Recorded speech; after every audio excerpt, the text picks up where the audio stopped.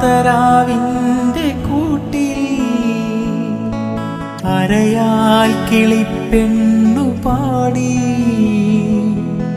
അതു കേട്ടുറങ്ങാതെ ഞാനും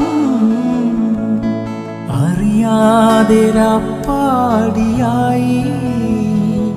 അഴലിൻ മഴയിൽ അലയുമ്പോഴും അഴകിൻ നിഴലിൽ അലിയുന്നുവോ